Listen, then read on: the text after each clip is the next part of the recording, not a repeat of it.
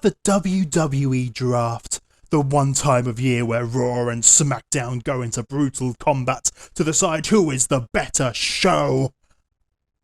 Yes, I may have forgotten about Survivor Series, well, the second time. But the WWE Draft does bring us some major moments, and my favourite of those moments is when John Cena moved over to SmackDown at the beginning of the show, but then by the end of the show, moved back over to Raw. Yes, John Cena, that is the best thing, and that is some good S-word, I agree, Kenny. But let's get serious for a second. The WWE Draft is one of the biggest moments that comes in the year or by year and can mix up the entire brand, whether it be NXT call-ups like Finn Balor or changing the entire main event scene of what we see in front of us. Red versus blue, Raw versus SmackDown. Who is supreme? And this is 10 WWE Draft picks that need to happen this year. Number 10. Braun Strowman to Monday Night Raw. Life has been a roller coaster for Braun Strowman, winning the Intercontinental Championship over Shinsuke Nakamura, but then losing it very quickly to Sami Zayn, winning the Universal Championship, but then joining back into a cult, getting your car smashed up, having the girl of your dreams being indoctrinated by your evil cult that you were once a part of, you know, being drowned and dying on national TV, deciding to do a Baron Corbin and getting rid of all your hair because you finally realise it ain't just going to come back by itself, losing your Universal Championship to the actual monster fiend on your brand that is not you, Braun Strowman. And now Strowman is a very, very sad boy indeed, but he can go back to his old ways of flipping ambulances back on Monday Night Raw and get things going with a big feud with Keith Lee that is going to get Braun Strowman back where he should be, just like destroying absolutely everything within his sight. Number 9. Kevin Owens. Now I feel like this is quite an obvious pick, given what is going on currently in the WWE with The Fiend and Kevin Owens. Surely one of them has to change brands, and for me, that man is KO Kevin Owens. Since WrestleMania, he had his big WrestleMania moment jumping off the top of the sign, finally getting his WrestleMania victory. But since then, what has Kevin been doing? Kevin has just done nothing. On SummerSlam, where was he? He was on commentary. He was on commentary for the Street Profits. Out of nowhere. Makes literally no sense. So look, just end this. End this story with Aleister Black. Just have the blow off on Raw. Have Aleister Black mass him. Whatever. Black mass him all the way to SmackDown. Let him have his feud with The Fiend. And then, you know what? There are so many matches on SmackDown for Kevin Owens. You can have him go back to his best friend. Back to go and do stuff with Sami Zayn. And those two, of course, have amazing chemistry. Or you can have him go after the big dog, the Universal Champion, Roman Reigns. And that would be a great rivalry, flipped from how we've seen it before. And maybe Kevin can get back that title that he once held so dearly. Number 8. AJ Styles to Monday Night Raw. Now, of course, SmackDown was the house that AJ Styles built. But recently he has had a couple of intruders over on SmackDown that he may not like to see anymore, given what he did to his best friends. Now, AJ may not be as young as he used to be anymore. He's getting a bit up there in the years. But if you look at his recent work, he is still on the top of his game, and he will bring some brilliant matches to Raw.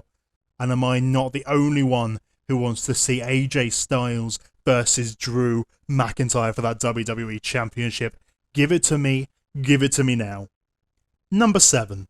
Bianca Belair to SmackDown. She is the smartest, the bestest, the amazingest, the estest of estest of estest, the EST of EST-ness. What? But in all seriousness, what has Belair done since coming up from NXT? Sure, it's great to have her with her husband Montez Ford, but just having her in feud with Zelina Vega means nothing, honestly. Get her back to her days of whipping, get her back to the days of being the EST of NXT. Get her back to that, take her over to SmackDown, put her up against Bayley, and let her whip the S word out of her with that hair of hers. and this would be a brilliant little stopgap feud for Bayley to have before getting to her WrestleMania opponent.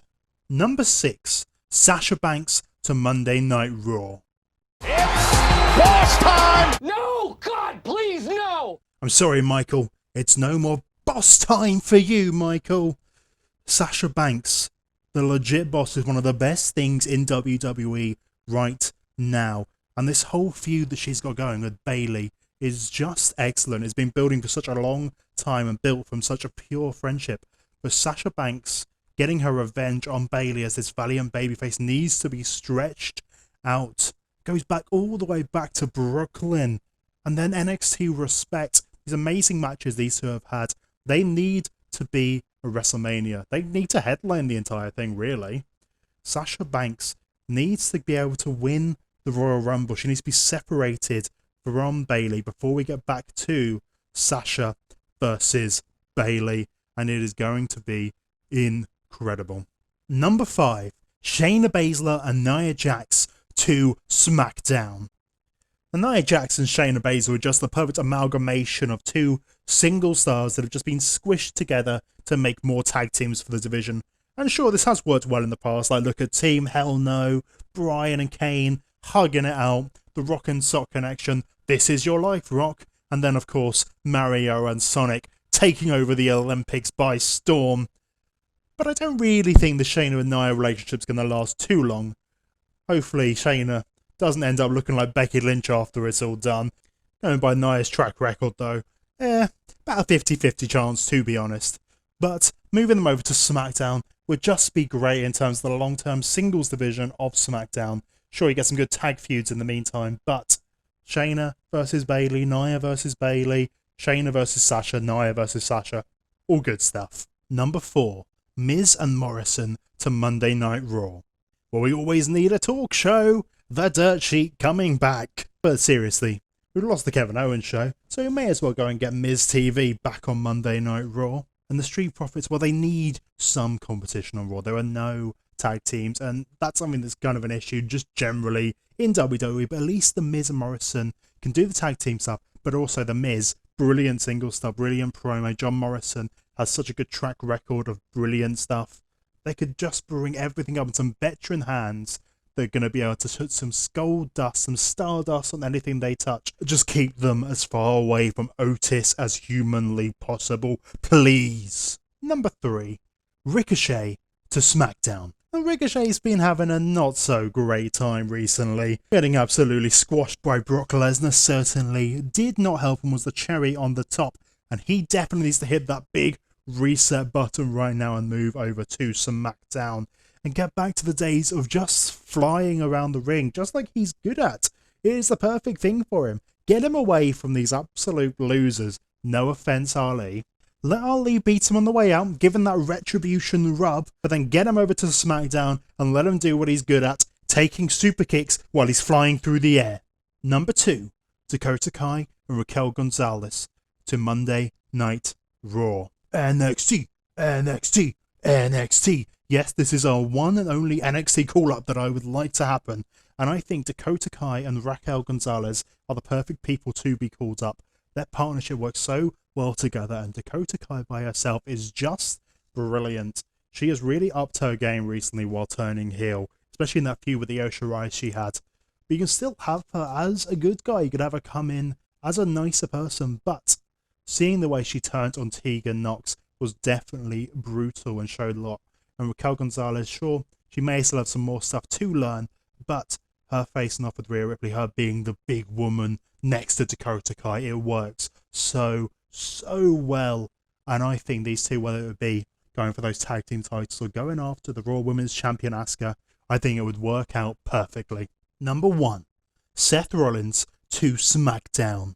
Whether it's been Monday Night Rollins or the Monday Night Messiah, it has always been red for Seth Rollins. He has always been a Raw boy indeed, but it is time for him to burn it down on SmackDown. Oh wait, that's not his song anymore, is it? I guess it's time for him to pray it up on SmackDown instead. Look, he just needs to get away from the Mysterios. He's had far too much interaction with those Mysterios.